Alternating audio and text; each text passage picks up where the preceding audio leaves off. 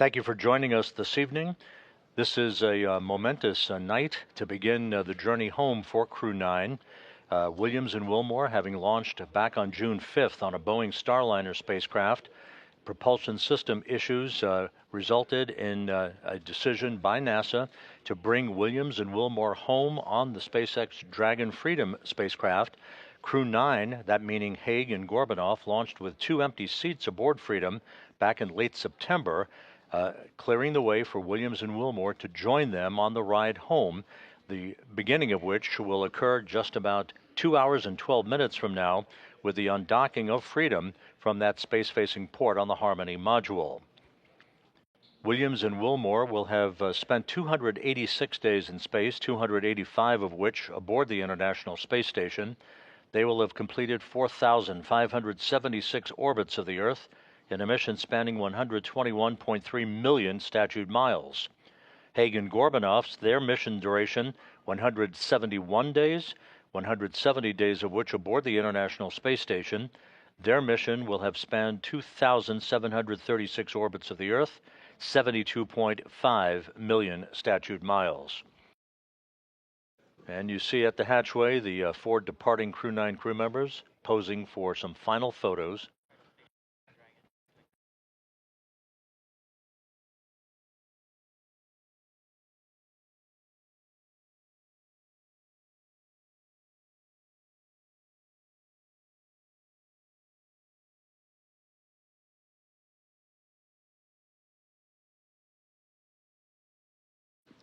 Final handshakes and hugs between the departing Crew 9 crew members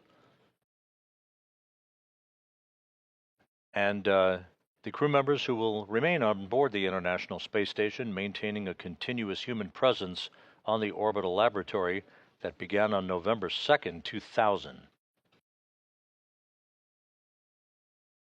And now inside Dragon, you see Butch Wilmore on the far left. In the center of your screen, Alexander Gorbanoff.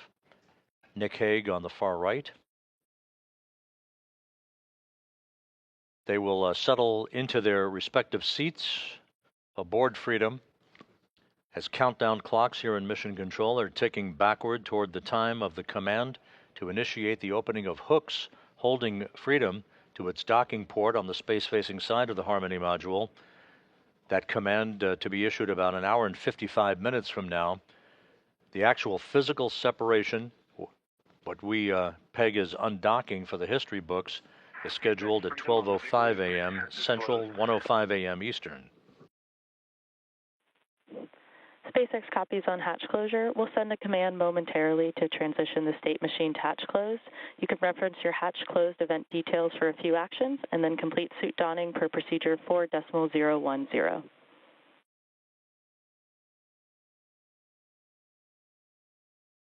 Freedom copies all. And Nick Hague aboard Freedom confirming that Dragon's hatch to the International Space Station is closed. That call coming at 10:05 p.m. Central Time, 11:05 p.m. Eastern Time. So the Crew 9 crew now safely aboard the Dragon Freedom will complete their suit-up procedures, do systems checks. There will be a series of leak checks between Freedom and the International Space Station at the docking interface. You see Sunny Williams on the far right-hand side of your screen. She will be seated next to Nick Hague, the Freedom commander. To Hague's right will be Alexander Gorbanoff, and you see Butch Wilmore on the far left.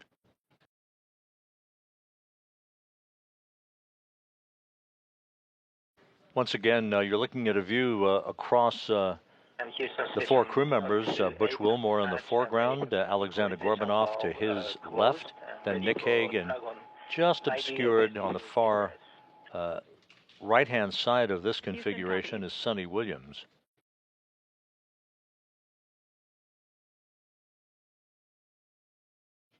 Another perspective of Nick Hague and Alexander Gorbanoff. Butch Wilmore is to Gorbanoff's right. Essentially, you're looking over the shoulder of Sunny Williams, who's in the far left seat, if you will, in the seating configuration on the Dragon Freedom. Freedom, SpaceX on the big loop. Final reconfigurations for undock complete and nominal. Houston and Hawthorne teams have pulled go for undock sequence start at 0500 Zulu. I'm looking for you to confirm visors down and crew are ready for undock and departure at the planned time. SpaceX Freedom. Visors are down and we are go for undock at the planned time. SpaceX copies. Crew are configured for undock. At the moment, the crew is suited up as they are during what we call dynamic phases of flight. And we did hear a call out a short time ago for the crew to go ahead and put their visors down ahead of the actual undocking itself. Before they depart the International Space Station, let's take a quick moment to get to know the crew we're bringing home tomorrow for the splashdown rather. U.S. Space Force Colonel Nick Hague is your Crew 9 commander. He was selected by NASA as an astronaut in 2013, and this was his second space flight to the International Space Station and third launch overall. He's spent 171 days in space with Crew 9 and has a career total of 374 days in space. During his mission, he completed a spacewalk with astronaut Sunita Williams. That was his fourth spacewalk, earning him a career total of 25 hours, 56 minutes of spacewalking time. Before Crew 9, Hague previously served as a crew member of Expedition 59 and 60 back in 2019. He flew with Alexei Ovchinin and NASA's Christina Koch, so this is actually his second time sharing the space station with Ovchinin. The Kansas native is a test pilot and distinguished graduate of the United States Air Force Academy. Nick spent 5 months in Iraq in support of Operation Iraqi Freedom, and he voluntarily transferred from the United States Air Force to the U.S. Space Force in 2021. And he is an active colonel. His wife, Katie, is a retired U.S. Air Force colonel, and they have 2 sons. NASA astronaut Sunita Williams is a mission specialist for Crew 9. This was her third visit to the space station. She originally launched aboard Boeing's Starliner spacecraft and arrived at the space station on June 6th. Following the agency's decision to return Starliner uncrewed, she became an Expedition 71-72 crew member. She logged 286 days in space on this mission. Sunny has a total of 608 days in space, earning her the ranking of second most time in space by a NASA astronaut. Former NASA astronaut Peggy Whitson ranks first with 675 days in space. Sunny conducted 2 spacewalks and has completed 9 over the course of her career, for a total of 62 hours and 6 minutes of spacewalking time. She ranks 4th on the list of cumulative time spacewalking by a NASA astronaut. Previously, she served on Expedition 14 and 15 in 2007, and again with Expedition 32 and 33 in 2012. She is a retired U.S. Navy captain and a proud graduate of the U.S. Naval Academy. Next up is NASA astronaut Butch Wilmore, who is also serving as a mission specialist today. This is his third space flight, and just like Sunny, he logged 286 days in space. He conducted 1 spacewalk and has completed 5 over the course of his career, earning him a total spacewalking time of 21 hours, 2 minutes. He's flown on 4 different spacecraft throughout his career: Space Shuttle Atlantis, Soyuz, Boeing Starliner, and now the SpaceX Dragon. Previously, the Mount Juliet, Tennessee native served on STS-129 in 2009 and Expedition 41 and 42 from 2014 to 2015. Wilmore is also a retired captain in the U.S. Navy. Alexander Gorbanov is the 3rd mission specialist serving on today's mission. Crew 9 was his first spaceflight to the space station, earning him a total of 171 days in space over the course of his career. Gorbanov, along with Nick Hague, saw the arrival of 4 visiting vehicles and saw the departure of 4 as well. The duo orbited the Earth more than 2,700 times. Before his cosmonaut selection in 2018, Gorbanov worked as an engineer for a Rocket Space Corporation and helped support cargo spacecraft launches from the Baikonur Cosmodrome. Once the physical separation occurs between Dragon and the docking port on Harmony, it will begin to move above the station at a very slow rate of about 1/10 of a meter per second. Then will move behind the station. A series of departure burns will then put it on a trajectory to carry it below the station and on its way to a safe distance away from the International Space Station for its deorbit burn that will occur at 4:11 p.m. Central Time, 5:11 p.m. Eastern Time on Tuesday afternoon to begin the final leg of the ride home for Williams, Wilmore, Hague, and Gorbanov. All hooks open. All hooks are open. And undocking confirmed. Freedom is free of its moorings. Sunny Williams and Butch Wilmore begin their belated trip home. Separation confirmed.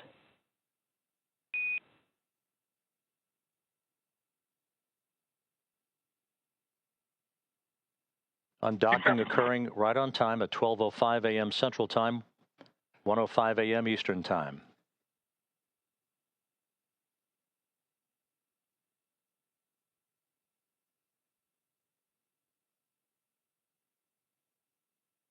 Good motion, good stability on Dragon as it backs away. Freedom, SpaceX on the big loop, depart burn 0 nominal.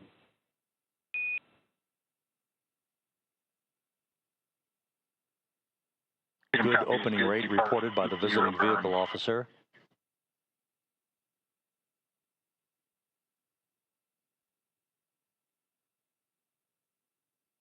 Dragon's attitude control system functioning as advertised.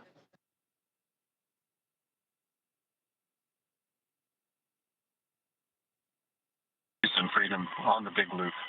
On behalf of Crew 9, I'd like to say it was a privilege to call station home, to live and work and be a part of a mission and a team that spans the globe working together in cooperation for the benefit of humanity. To our colleagues and dear friends who remain on the station, Alex and Vapor Top Grill, we know the station's in great hands. We're excited to see what you guys are going to accomplish, and we'll be waiting for you. Crew 9's going home.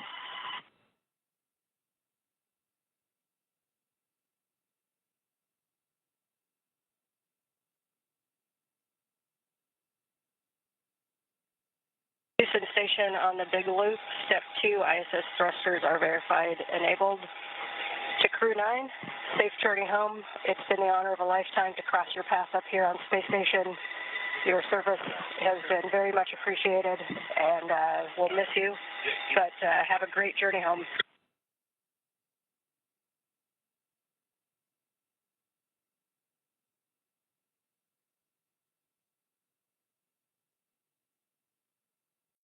And this is Zach. I wish we could spend more time with you guys, but many people who love you and whom you love are waiting for you. So safe travel, Godspeed.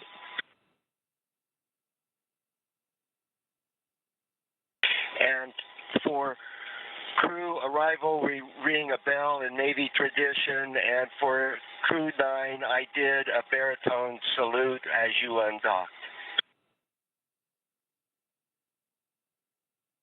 Love you guys.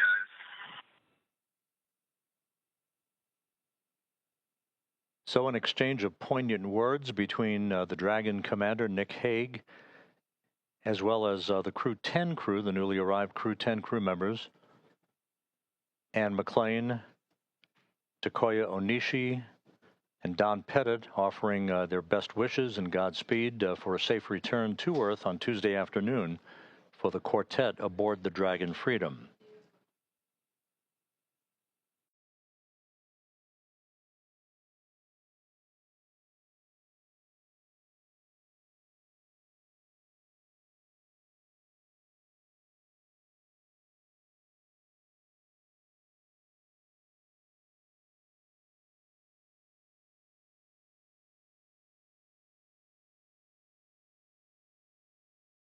Here, a view that we have once again between the shoulders of Commander Nick Hague, who is on the left-hand side of your screen there, and Mission Specialist Alexander Gorbanov there on the right. Freedom, SpaceX. Deorbit sequence start in 5 minutes.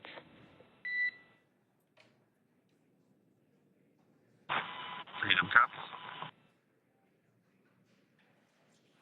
So we did hear that call out for the deorbit sequence start to begin here in 5 minutes. That call from the ground came from the core, or Crew Operations Resource Engineer here in Hawthorne, Mission Control just behind us, and that went up to Commander Nick Hague. He's going to be doing the majority of the communications during the flight downhill today through splashdown, and they'll be communicating with the core all along the way.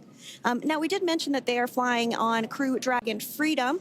The naming of spacecraft has gone all the way back to the very beginning of this human spaceflight program. This is a nod to Alan Shepard naming his spacecraft Freedom 7 during the Mercury program. And so the crew that first flew up on Freedom a few years ago had the opportunity to name this Dragon, and they named it Freedom. That was Crew 4 that was the first flyers on this spacecraft. It's also flown for Axiom Mission 2 and 3, and then, of course, today for Crew 9 as well.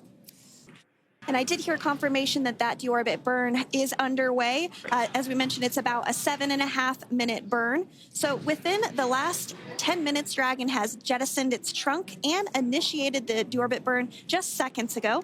As mentioned earlier, for those operations, NASA and SpaceX closely coordinate with the United States Coast Guard to establish a safety zone to ensure public safety and for the safety of those involved in the recovery operations, as well as the crew on board the returning spacecraft.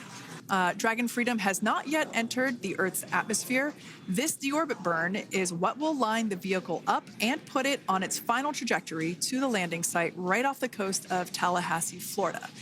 So basically, it is the last burn that the Dragon spacecraft executes and is what really locks it in for that precise landing. As you can see, as I mentioned earlier, Dragon is flying itself. So all the crew has to do is stay strapped into their seats and keep tabs on things. Although I must say, if I had one of those window seats, it would be pretty difficult to restrain myself. Deorbit burn complete. Performance nominal. Nose cone closure initiated. And while on board the International Space Station, Nick, Sunny, Butch, and Alexander contributed to over 900 hours of science and research investigations, which is really the key purpose of the International Space Station. Now, the International Space Station is celebrating a major milestone this year where they will be celebrating 25 years of continuous human presence in November. So if you're younger than 25 years, you've never known a day where there hasn't been a human living and working aboard the International Space Station, contributing to key science and research investigations that impact our lives here on Earth. There's research being done on Parkinson's, on osteoporosis, on cancer research, and a variety of other studies. Additionally, the microgravity laboratory provides a jumping off point for us as we venture back to the moon and onto Mars through longer duration space flights. One such example that the crew worked on during this mission was an alternative exercise device. In microgravity, the crew has to exercise for about 2 hours a day because they're not having the effects of gravity on their body. So to prevent bone and muscle loss, we counteract that with 2 hours of exercise per day. On board the International Space Station, they have 3 ways in which they can exercise. They have a bike, they have a treadmill, and they have a similar to a weightlifting machine that counteracts the microgravity environment. But a particular experiment that this crew tested out was a combination of all 3 of those in one smaller device. And this is really critical as we continue on to the moon, Mars, and beyond, because space is really important in spacecraft. So if we have something smaller that the crew might be able to utilize, that can potentially help us venture out even further into the solar system. So science is really the name of the game when it comes to the International Space Station. Some of the other science highlights that took place during this increment that are particularly interesting to me was we had the first wooden satellite that was deployed. This is a study to see if other materials might be more resourceful or renewable in space. So I'm really excited to see the results of that one as well. Additionally, we had a couple of spacewalks that took place to not only provide maintenance to the International Space Station, but also where we swabbed the outside of the space station near vents to see if any microbes that we all have microbes on us, to see if any of those could survive in the harsh environment of space, which again is very important for us to know and understand as we continue to the moon, Mars, and beyond. Very exciting stuff. Now, at this point, we have now entered the communications blackout period for the Dragon spacecraft. This lasts approximately 7 minutes due to plasma formation around the spacecraft itself. During this time, no vehicle telemetry is received by mission control or the recovery team, and no external commanding of the vehicle or voice communication is possible. But as a reminder, Dragon is designed to fly itself. During reentry, the vehicle will be slowing down from orbital velocity, which is approximately 17,500 miles per hour. The top temperature that Dragon will experience upon reentry is 3,500 degrees Fahrenheit. This blackout period, as I said before, we expect it to last about 7 minutes today, concluding at 5:51 p.m. Eastern Time or 2:51 p.m. Pacific Time. We, right there, have our first view of Dragon Freedom coming home to Earth. And that view is from the WB-57, which is one of NASA's high-altitude planes that is tracking. Now, because of the way that this camera is configured, it does look like it is dark, but it is indeed daytime, and you're beginning to see that plasma trail as Dragon re-enters the Earth's atmosphere. All of that is expected. We are anticipating an acquisition of signal around 2:51 p.m. Pacific Time, so just minutes from now, and you may hear the core begin to hail out or call Dragon for communications and see if we can potentially get communications with them a little bit earlier. Following this, we'll have two events in rapid succession. We'll have the drogue parachutes deploy at 2:53 p.m. Pacific, followed by the mains just 1 minute later at 2:54 p.m. Pacific Time, ahead of a splashdown at 2:57 p.m. Pacific Time off the coast of Tallahassee, Florida.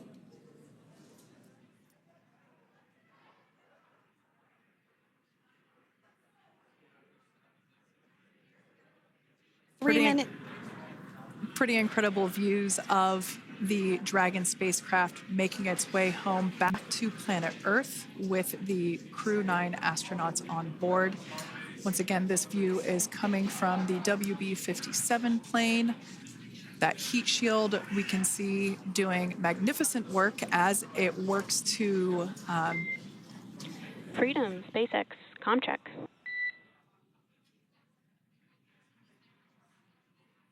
All right, we're going to start hearing the SpaceX Crew Operations Resource Engineer.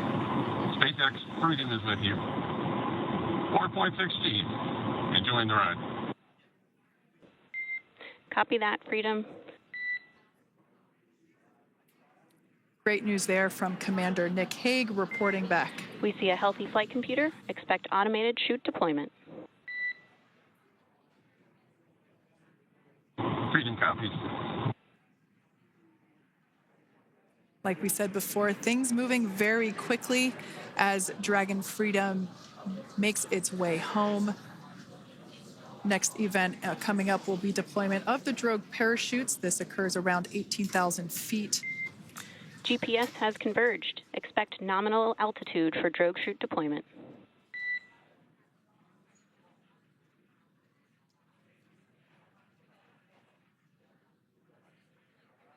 We're about 2 minutes away from deployment of those drogue parachutes.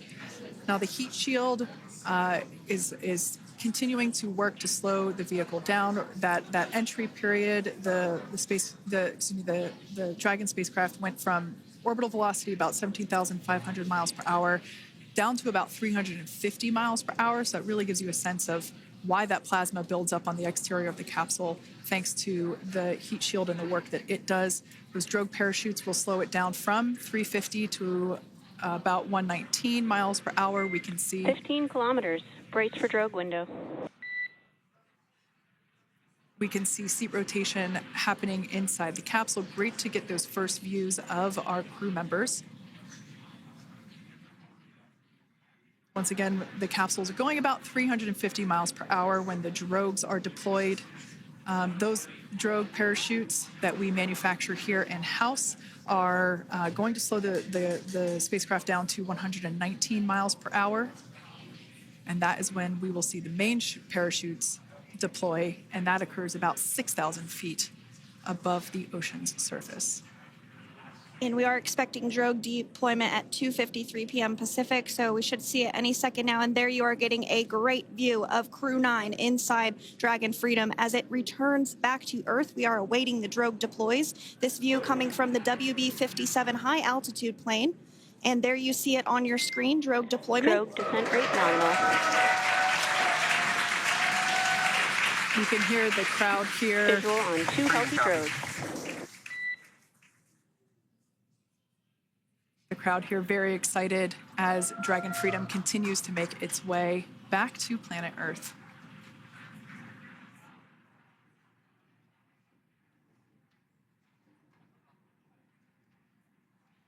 Next up, we'll stand by for the main deployment of the parachutes.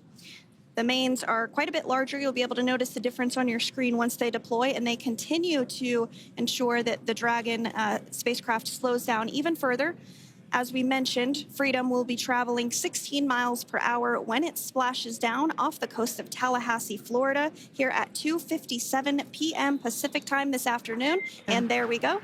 We have visual on 4 healthy mains. That view was from inside. Freedom copy.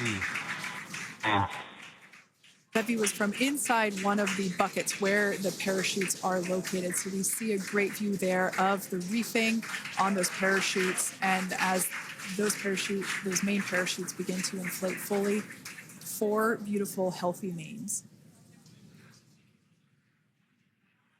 Now awaiting visuals of splashdown. Freedom, 1,000. We'll start to hear Commander Nick Hague. Copy, 1,000. As we heard right there, Commander Nick Hague will be calling out the altitude of the Dragon capsule from here on out. Landing in water is simpler and provides more margin against unlikely parachute issues. You can see those parachutes continuing to slow the Dragon capsule down.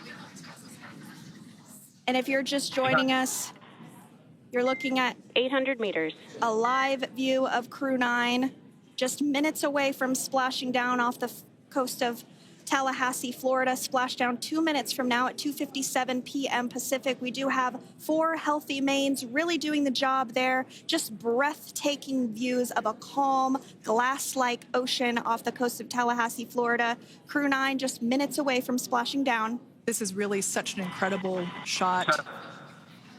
That Copy, was 600. That was a live view from our recovery vessel, Megan, which is stationed a couple miles away from the splashdown site. We can see the crew there using their restraints as resting places for their arms. They were just in space moments ago, so their arms were able to float freely. 400 meters.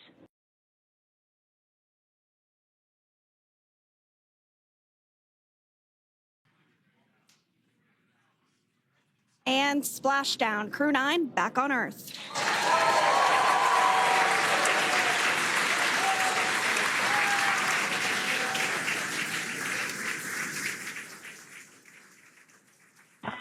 And SpaceX Freedom, splashdown. Good main release. Copy, splashdown. We see main chutes cut.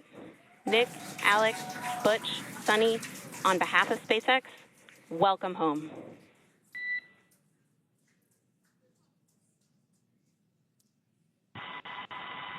It is an amazing, what a ride. I see a capsule full of grins ear to ear.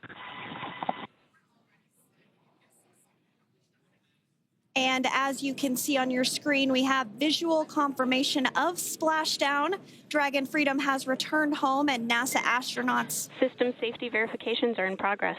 We'll report back when recovery personnel are en route.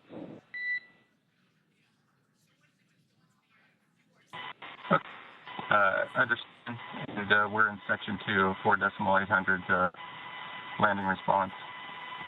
And looking for your words on if it is necessary.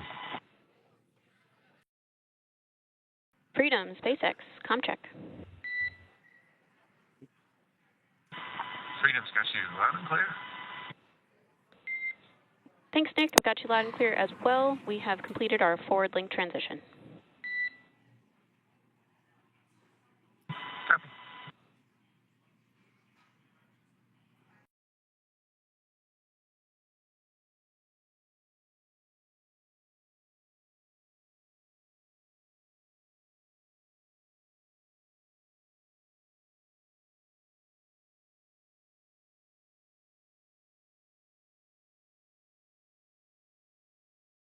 Crew 9 splashed down off the coast of Tallahassee, Florida at 2:57 p.m. Pacific time with NASA astronauts Nick Hague, Butch Wilmore, Sunita Williams, and Roscosmos cosmonaut Alexander Gorbanov. They're now working through procedures to hoist this spacecraft up onto the recovery vessel Megan. We just saw that hydraulic arm get lowered into the lifting position. That arm will be the mechanism that is utilized to lift Dragon up and out of the water and into the nest located there at the aft end of the recovery vessel.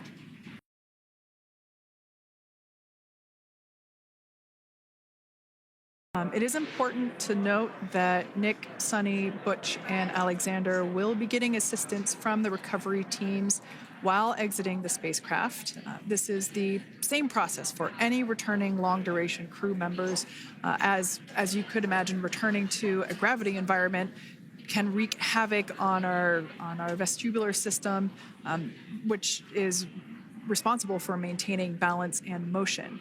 Of course, safety is our #1 priority with this operation, so we'll see the crew members helped out of the spacecraft one by one, and they will be assisted the few feet to the medical quarters aboard the boat.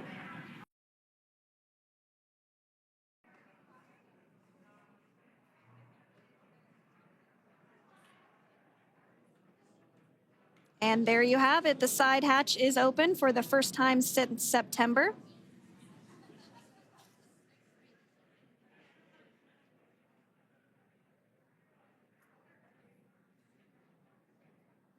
We can see some of the protective equipment there that was brought into frame that will help protect the edge of the side hatch, one from any potential damage. Oh, we can see the recovery crew member there taking photos of the side hatch seal. This is part of the standard operation for recovery. These photos will get saved into our procedure. And there we do see Crew 9, some happy waves, smiles all around back on Earth.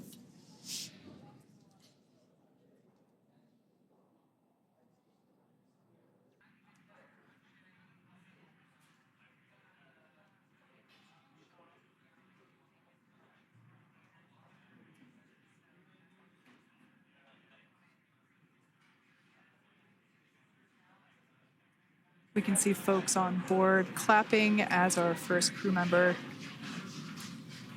And that is NASA astronaut Nick Hague, commander of Crew 9,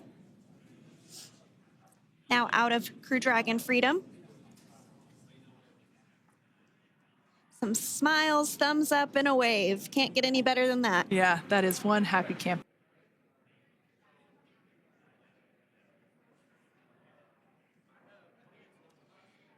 Next up, out of the capsule, we expect Roscosmos cosmonaut Alexander Gorbanov. His first space flight. Spent 171 days in space alongside NASA astronaut Nick Hague. Looks like we're getting some cheers and clapping on board as Alexander is slid down the little ramp and placed into the mobility aid. Once again, big smile.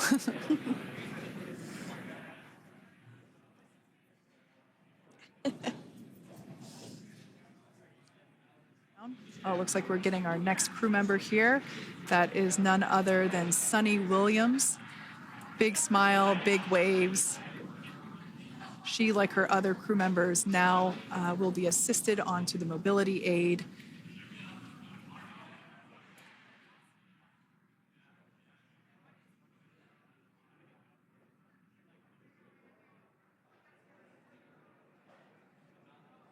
There we have it, some waves, some thumbs up, and some smiles.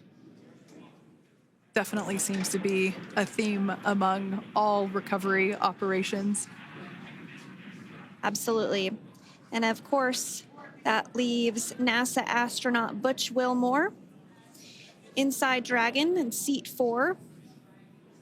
We're getting some views of him now as he egresses or exits the spacecraft.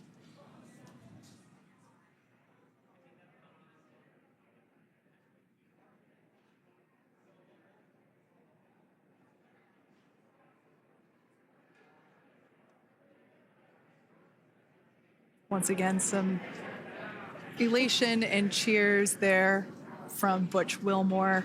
As we mentioned before, returning to Earth coming from a microgravity environment can wreak havoc on the body. So it is customary and just standard procedure for all of our long-term space residents to get assistance once they are back on board the recovery vessel.